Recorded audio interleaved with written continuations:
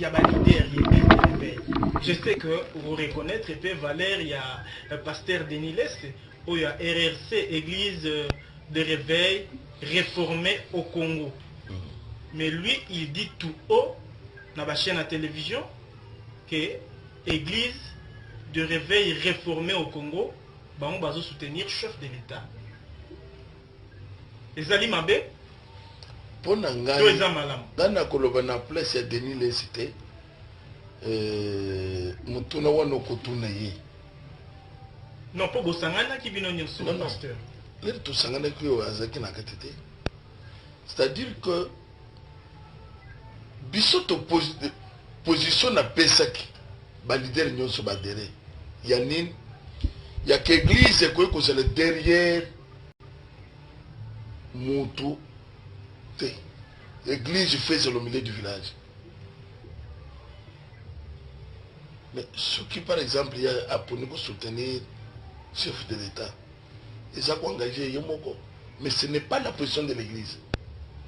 Puisque les leaders n'ont pas sangani, tout peut sur position de l'Église. Et c'est lié que tout ce derrière Moutouté. L'Église fait au milieu du village. Et je roule gauche, droite, bis. Deux, politiciens côté de l'Église. Alors, ceux qui sont mouvement, ça quelque part, à se déclarer pasteur, à quasi position, pas dans un débat jugé, le peuple a jugé. C'est à vous de juger. Président Félix Salobi, il faut tout déclarer guerre contre le monde. Les constitutions sont bloquées. Oh, mais constitution bloquée comment? Le Parlement, les deux chambres, le Parlement national, pas ça, pas décider. Mais oui, c'est la République. C'est comme ça que marche la République. C'est pas une boutique du président de la République. Le président de la République a aujourd'hui la majorité présidentielle, plus de 90%. Il y a Parlement, c'est détenu par la majorité. La première ministre est membre de l'UDPS, le parti présidentiel. Qu'est-ce qui peut aujourd'hui bloquer l'action du chef de l'État? Il y a changement, même pour la Moukoutou Akoya. Mais nous concentrer tout sur le président Félix. Bonjour M. Stani, je vous dis merci beaucoup. Moi je m'appelle Lomami, je suis natif de Béni, actuellement je suis à Montréal. Moi j'aimerais juste poser une question. Monsieur Mounoukuna, moi je suis né à Béni, j'ai connu la guerre pendant très longtemps avec mes parents, avec toute ma famille. La première question que je pose, si rien ne marche dans votre église, est-ce que vous changez la Bible ou vous changez votre conduite? Ça c'est la première question. La deuxième question, qu'il y ait une révision, qu'il y ait changement des constitutions, à quoi cela aidera la nation qui est à l'est de la République démocratique du Congo? Peut-être vous n'avez aucune idée de ce qui se passe, de ce que les enfants sont en train de vivre, ce coin-là. C'est horrible, mais dites-moi, ça change quoi? C'est quoi la solution que ça va apporter, ce changement ou cette révision de la Constitution? Monsieur Stani, je vous remercie pour la parole. Je me mal au cœur quand je vous parle comme ça. Je saigne intérieurement parce que ce qui se passe là-bas, c'est horrible. Merci beaucoup. Merci, avec mon courant. Mais pourquoi ça vous fait mal quand on change? Mais pourquoi vous changez? Ça me fait mal. Les gens meurent là-bas. Mais pourquoi nous autres trouvons que ma belle pour changer? C'est vous en intérêt. C'est vous en intérêt. Tout ce que Monsieur Moukoun, excusez-moi, peut-être vous n'avez pas compris ma question. Le problème n'est pas de changer ou de revoir la Constitution. Moi, je pose la question. Qu'il y ait révision, il y ait changement. À quoi cela aidera la nation qui est à l'est de la République démocratique du Congo? Moi, je mal parce que les enfants meurent. Moi, je veux la solution. Je veux que les vies soient sauvées, s'il vous plaît. Merci.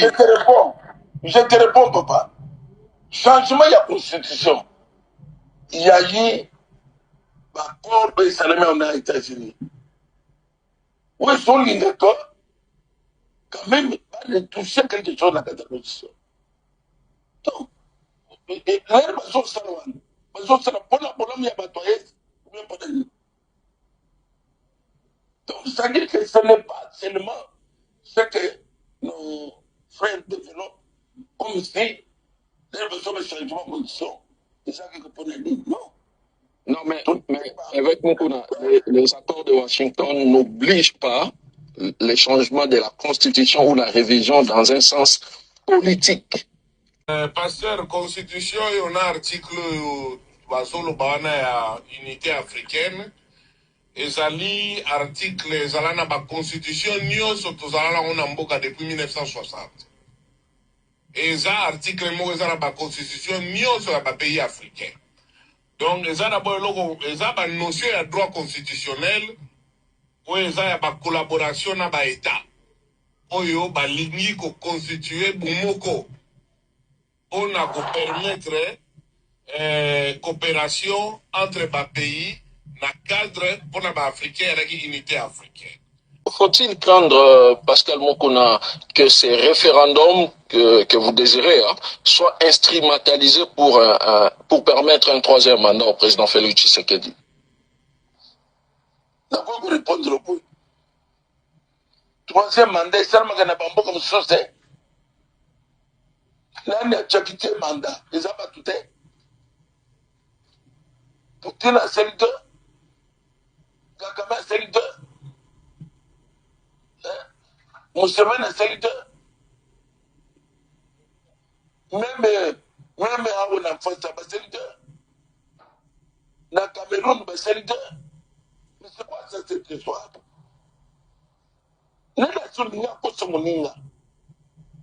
Si les noms de ce peuple te trouvaient que mandat est à l'état, mais ceux qui présentent seulement bien, tu vas tirer mon. Ils bien, tu vas tirer mon. Ils bien, tu vas attaquer Nice. Ceux qui ont ma bête, ton quartier.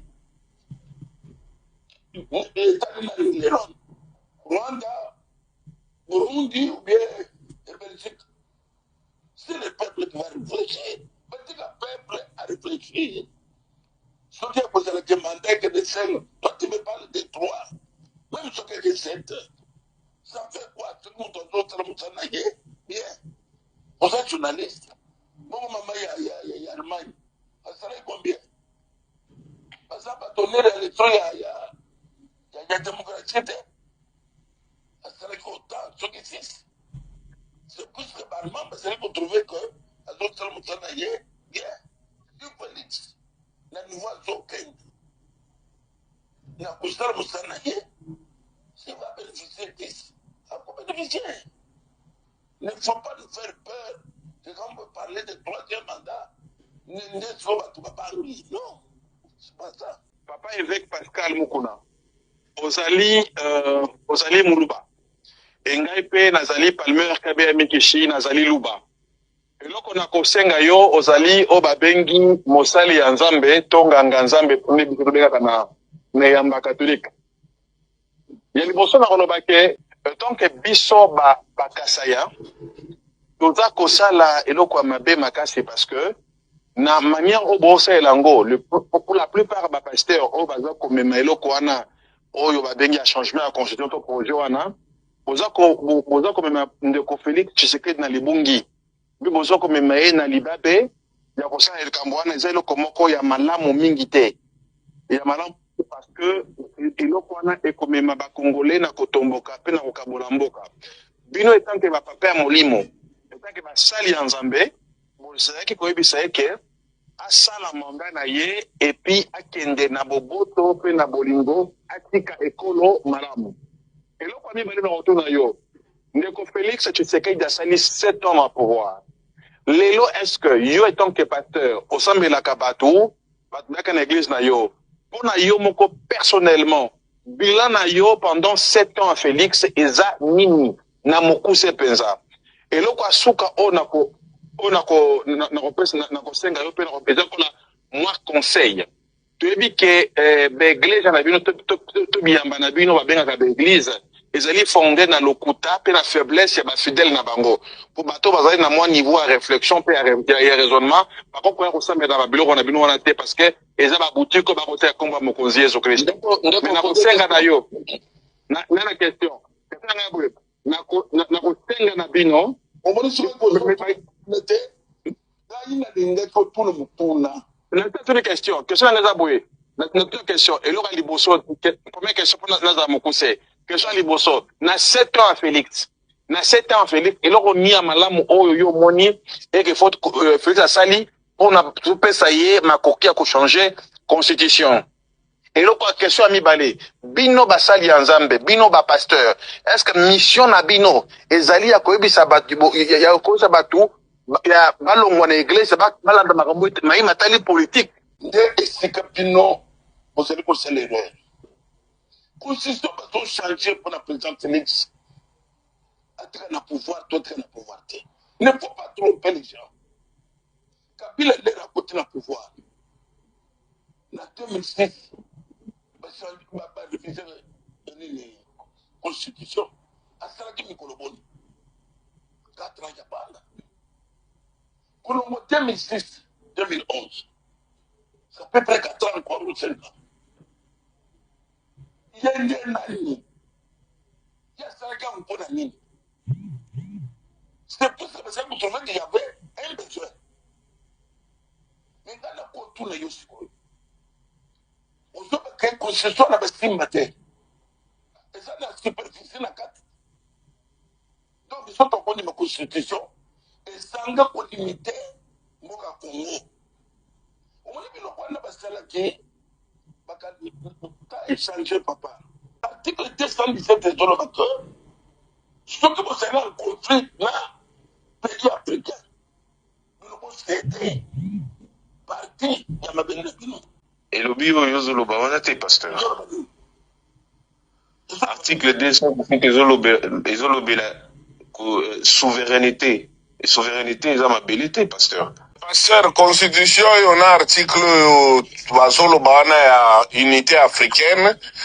Ezali article ezala na ba constitution nyonso tozala on a mboka depuis 1960. Eza article moko ezala ba constitution nyonso ya ba pays africain. Donc ezala bo eloko eza ba notion ya droit constitutionnel o eza ya ba collaboration na ba état. Oyo ba lingi ko constituer bomoko on a ko permettre coopération entre ba pays na cadre pour na ba africain avec unité africaine. Autour de ma souveraineté, on est ça la maganenge. Mais pasteur, par exemple, ce qu'on a na ambassade ya États-Unis, ils ont ma belé na bisoti. Mais to seda bango souveraineté ya kozala indépendant na kati ya mboka na biso. Ezali ba délégation ya autorité, armée na biso ko na ambassade wana te. Police na biso kokota na ambassade wana te. Mutu ata yibi. Soki kaka koti na lupango ya ambassade, il faut ambassadeur nde autorisé pona bakanga ye. Yango ko babeka ka protection diplomatique.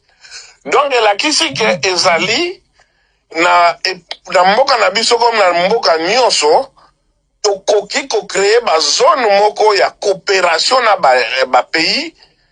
Oyo eza na ba avantage pour na bango pe pour na biso. Mais la kisite que mbala moko toteki yango. Et tant président Tshisekedi ye moko alobaki que tokoti na EAC. Pour na nini alobi comme ça to see d'ici problème ya ba conflit. Et pour tozaka kapé tout peuple moko. Donc mukolo wana c'est que pas à côté ka souveraineté. Pour beaucoup de batu musu baloba ene meko kota na EACT pour tozana na ba conflit na Rwanda. Tozana na ba conflit na ba Uganda. Kenya tozoe ba pe position na bango te. Tala kutu AFC a se déclaré existant na Kenya.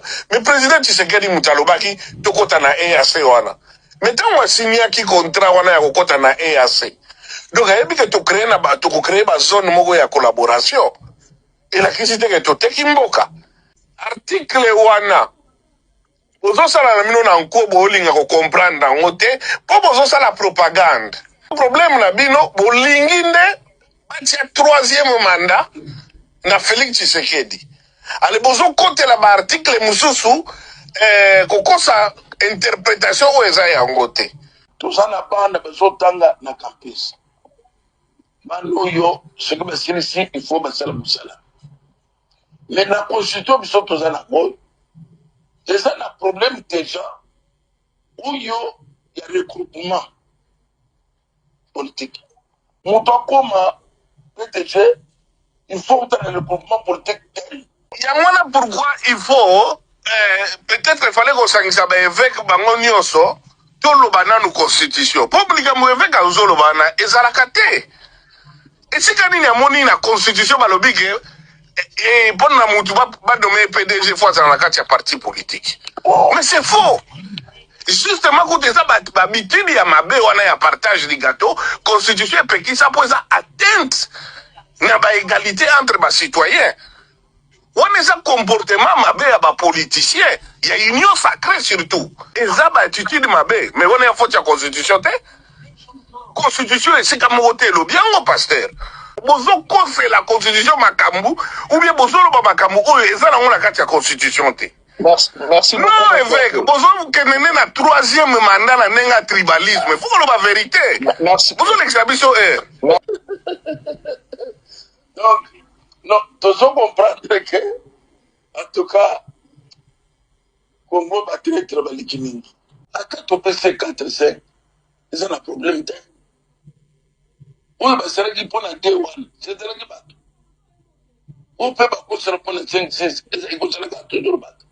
Bonsoir Papa Mukuna, ngana okoka kobenga au pasteur Teni évêque.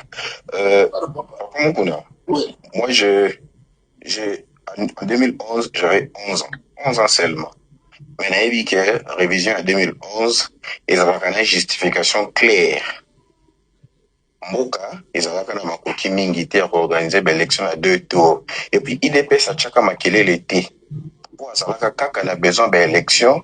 Et bango moko à l'époque bazalaka na mbongo ebele te pona kosala campagne à 2 tours yango bachaka makele l'été ozolo bakabila revisaki c'est comme soso lingo ambale biso na makambo moko boye oyo biso toyebi te tozozwa biso bazo question liboso eza motu nyonso azoya awa alobela makambo ya contre révision to changement ya constitution ozotuna soki baétranger barwandais bapesaka bino nini sikoyo bino oyo boza na posa kaka bachange mpo motu moko boye azwa 3e mandat baprésidence na tribalisme na bino régime en place epesaka bino nini. Deuxième question, est-ce que okoki kopesa biso contenu ya article 217 na lingala eloko oyo ozocomprendre na article 217 na lingala en cas de conflit, biso tokoki kosede souveraineté. yango wana contenu article 217 te ozokosa papa évêque eza en cas de conflit te monike bozoloba makambo boyebi te article 217 etangi conflit elobi likutata conflit te bozoloba makambo boyebi te arrêtez de nous prendre pour des bêtes. Merci monsieur Rabi. Oui, expliquer paix souveraineté bozopesa ngo et pourquoi bapesaka te ke bozwa mabele kosede souveraineté lakisi ke tokoti na lisanga moko na likambo boye décision tokozwa biso nyonso ensemble ekoprime lakisi te ke bozwa mabele na biso 300 km topesi bino souveraineté eza territoire te. Il faut faire cette différence. Ne me prenez pas pour des bêtes. Merci beaucoup. Est-ce que lelo oyo po peuple alia malamu atambola malamu eza problème ya constitution? Parce que moi je viens de Mbujumai, litre ya mai otozo soma na 500 francs Mbujumai c'est 2500 francs.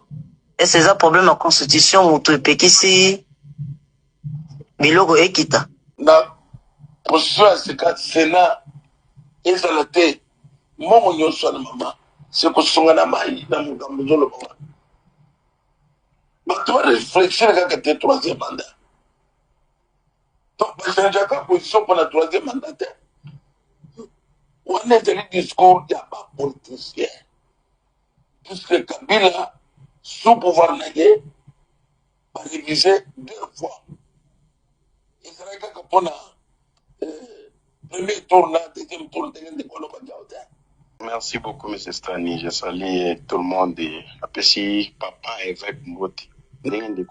Ça sera difficile de vous appeler pasteur parce que Madame pasteur vraiment, ils ont en vous. Ngana yi bakaka avant de poser une question. Lorsque vous dites à votre église, vous avez changer constitution, on a une vidéo de vous. Oui. Depuis on a vous lancé, on a Congolais. Pour changer en encore to constitution eza ba peuple nde il faut à décider pour nani changement de constitution bien que ekozala te ngana nga singa binoka en tant que pasteur est-ce que bokyo tangila biso verset moko biblique moko o ekopesa biso ekosangisa peza mboka kisa mitema na biso en tant que peuple congolais te ba que non boza vraiment pasteur verset vraiment moko o convaincre biso que na makambo zoloba wana ya changement de constitution ya politique nyonso eza na kati ya Bible. Donc, merci. Passage biblique à moko. Merci de papa mukula tozozela. Merci. Nde makambo zomona batemeli bazoloba ngo balobaka mpona koloba pasteur eza congolais te ata lingala pasteur tanga lingala tanga chiluba toyoka to tanga taka verset moko tanga chiluba pardon. Merci de Kotika évêque à répondre. Verset nini makambo eza mboka eza na verset nini. Mais parce que désolé parce que constitution aux comprendre les théologies article 217 au lobby article 217 mais makambo lobby c'est l'article 217 merci de mon sengi autant à verset na biblique peut-être passage à biblique pour comprendre parce que na makambo la constitution article 217 au yo lobby eza yango te za makambo mususu ndeko ko ya nola yo awa merci ce passage moko biblique please merci politicien au bazana position ya bakoma pe na logique ya peuple na biso ndenge tozoba passer wana ekeseni papa avec eza na question mo na joue dans message ndeko moko azotuna depuis Mbujimai alobi boni ba papa évêque totikala jamais koyoka bango ke bazosenga mai mpona peuple courant mpona peuple ke bakomarche mpona banzela etongama mpona bana bazwa qualité ya baklase ya malonga motu moko okoki koempêche bapasteur barefléchir ti question monene boya mboka ebimi ya constitution bakende kotya mai bongo mai eza te makambo ezolongaetalaka te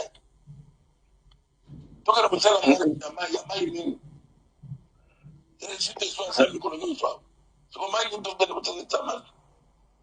Alors, l'autre question, c'est moi qui je répondis. Donc, pensez-vous aujourd'hui avec Pascal Moukouna que la population congolaise dans son ensemble se retrouve dans l'action de l'actuel exécutif, tant sur le plan social, économique que sécuritaire? Papa, ce n'est pas ça notre débat. Les commissions de l'envoi de la Constitution. Les affaires, tout le monde sont beaux gars. La guerre, la tout. Nous se faisons là pour reprocher pourquoi tout ça. C'est pas possible. Parfois, Moussala, le président Félix a sali. Il y a coupé ce qu'on voit, jusqu'à même Valère, devant Barwanda ou la Barwandais. Le président Moussala, moi, j'ai attention comme ça.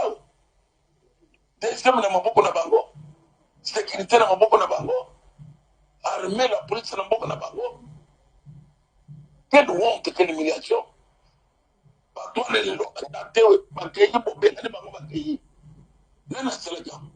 Pasteur Mukuna, bozo kasonité na position au boza. Soit tozongi na sima. Il y a pas longtemps bino bobelela ki Kabila, boyembeli Kabila. Machina triché bande Kabila seliboye.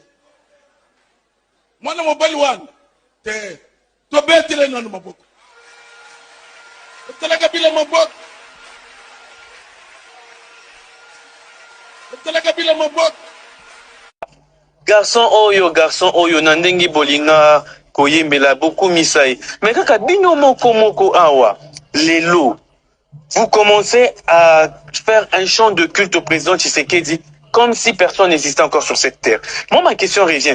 Vous n'avez pas honte de cette position. Vous n'avez pas honte d'être un même chanteur chaque année, chaque fois que chaque régime est koya, bino bobel et la kaka sur des bêtises qui ne aident pas la population.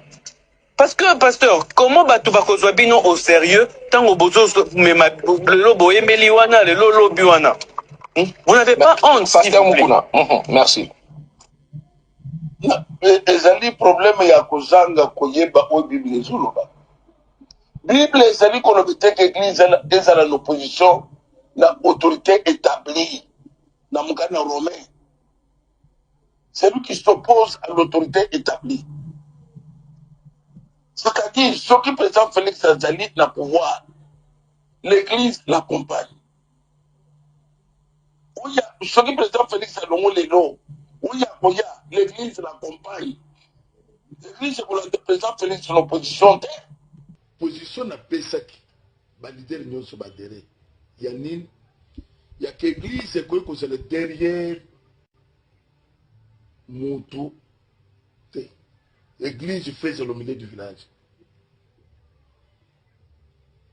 Mais ce qui par exemple il y a pour nous soutenir chef de l'État et ça pour engager yomoko, mais ce n'est pas la position de l'église puisque ba leader nyonso ba sangani to pesi position de l'église. Et c'est lié que tout ce derrière Moutouté, l'église fait au milieu du village. Et je relais gauche, droite, et bis. Deux, politiciens à côté de l'église. Alors, ceux qui sont Moutouté, moi, ça quelque part, à ça qu'on s'est déclaré pasteur, à qui a eu position, pas dans les amis, pas juger, peuple a jugé. C'est à vous de juger. Kabila, toi tu peux me dire ça. Moi je suis les faits contre Kabila. Kabila était là. Asala qui n'a pas construit sur la maboko na ye. La bangaki. Mais découvrir que Kabila n'est pas congolais. Dans le bac on a beaucoup de congolais. Mais avec... Ne pas dire que maman si Fazali, maman na yo. C'est faux, maman si Fazali, maman na yo. Mais avec mon coup, il ne faut pas vous déplacer. Attends. Il ne faut pas vous déplacer débat. Toi, tu ne peux pas nous parler des cabines ici. Merci beaucoup. Nga na obenga ya papa Mukuna évêque te. Na opese conseil. Papa Mukuna, oye na space oyo, en tout cas, il faut zonga autant à la constitution malamu, on les a conseil. Mais pour ma petite question, vous avez des réflexions sur la constitution. Au Pessangaï, différence, nini ozo sala na niveau de réflexion entre révision à constitution na changement à constitution. Na ukayonan. Comme ça, tu vas continuer. Mon papa, les gens ont changement de révision. Biso tout ça n'a pas besoin d'article. Oyo. Et je vais malamu pour le peuple congolais. Oui, papa, on a répondre. Monsieur Stanis, regardez-moi un peu la question. Je posais que papa, c'est une réflexion sur la constitution. Après, ça a différence nini, la réflexion a attiré sur la révision et les changements de la constitution. Juste ça, papa Moukoun. Sinon, allez encore réviser la constitution. Franchement, Ezali, les deux autres trouvaient qu'il faut tout changer, tout changer en haut. Tout changer, selon. On change oyo nini papa, ozoroba oyo, wana oyo eza nini, papa Mukuna. Oyo. Monsieur Papi Mouedze, ça sera votre dernière prise de parole. Il donne sa réponse. Alors, ça n'engage que nous. J'ai une petite question à poser au pasteur. Lui qui s'est dit pasteur, pourquoi n'est-il pas au milieu du village? Parce que dans son église, il y a des gens qui soutiennent le changement de la constitution et il y en a qui ne le soutiennent pas. Lui, en tant que berger, en tant que pasteur, pourquoi ne peut-il pas cacher son point de vue, des peurs qu'il puisse affecter des âmes qui sont dans son église? C'est un peu ça ma question. Pasteur Mokuna. Pardon. Après ça, des Cambia, au milieu du village, pour passer la bima, il y a bien, il faut finir la Kabila. Ou soit dans un discours politique. La boye politique, ce n'est pas ma combattant, ma commission politicien. La politique, si tu ne veux pas de la politique s'occupera de... Obligé, je suis seul maître de ma vie. Ma combattant, ma commission politicien. Politicien, t'es un pasteur, j'ai pris pour Namboka. Mais celui côté bateau, on confondait les choses. mutu nyonso azopesa point de vue na ye sur mibeko ya mboka. Mibeko ya mboka nde bapase bazela exclure bango bakolo bango te. Est-ce que changement ya constitution wana ekosala ete bayi politique balongola esprit wana ya kimoyibi, esprit ya koboya kosala makambo lolenge elongo bani po bozotambola trop ote oyo ezobloqué, mais en réalité toyebi bien que eza lolenge ya bakongolais ya bayi politique. Est-ce que changement ya constitution wana ekokata automatiquement hémorragie wana, ou bien il faut travailler l'homme congolais? Mibeko oyo bakobimisa na ya sika, oui, ekoki kosala ke moyibi wana esila. Maintenant bazote na position que ex-président ata asalaki makambo nini bapoursuivre ye te, aza condamné. eloko ezopemiselenga ezaka mibeko te, nde eloko tozoluka te. Mibeko ya sika esalama. Président Kabila a condamné à mort par la justice congolaise. C'est qu'il a été poursuivi.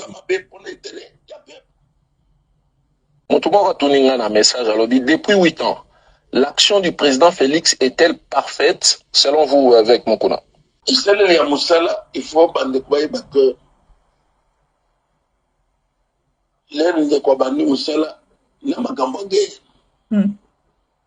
d'abord il y a Covid, il y a des choses qui sont libérées. Alors pour le moment, on a quoi juger dans le bilan d'été. Je suis que quelqu'un ici là, on doit pas de Moussala. Il y a mon âne. Mais malgré la guerre, ils ont dit, oui, ils sont la mise à vie. On dit qu'on le bat. On style ça. Oui, nous sommes tous dit là, waouh. Il y a Rwandais, papa. Les seuls discours. C'était l'homme à féliciter. Donc, alors, c'est tout l'année. Na mukuse au soki Hitler azaki président Congo, papa évêque Mukuna akokiaki ko soutenir Hitler. Malgré nous soit ça. Na solo bien que na oya mabe ba kutele Hitler au sali mabe.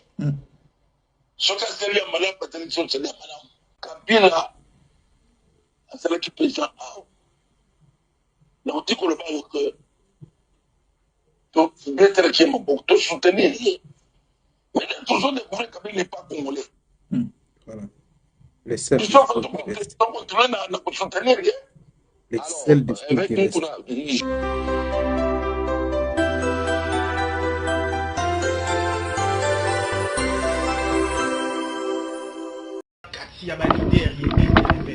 Je sais que vous reconnaître et puis Valère, il y a le pasteur Denis Lesse, où il y a RRC, Église de réveil réformée au Congo. Mais lui, il dit tout haut, dans la chaîne à télévision, que Église de réveil réformée au Congo, on va soutenir le chef de l'État. Les Ali Mabé, pour Nangana Kolobana place ya Denis Lesité,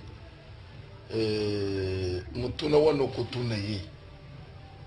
Non, pas Bosangana qui vient au sur le pasteur. C'est-à-dire que Bissoto position na Pesaki, ba leader nyon so badere. Yanine, il y a qu'église quoi que c'est le derrière Moutou. L'église fait au milieu du village. Mais ce qui par exemple il y a pour nous soutenir chef de l'État. Ils ont engagé Yomoko. Mais ce n'est pas la position de l'église. Puisque les leaders n'ont pas sangani, tout peut sur position de l'église. Et c'est lié que tout ce derrière Moutouté. L'église fait au milieu du village. Et je roule gauche, droite et bis. Deux, politiciens côté de l'église. Alors, ceux qui sont moutons, quelque part, Azakou s'est déclaré pasteur. à 15 position. Pas dans un va juger. Peuple a jugé. C'est à vous de juger. Mais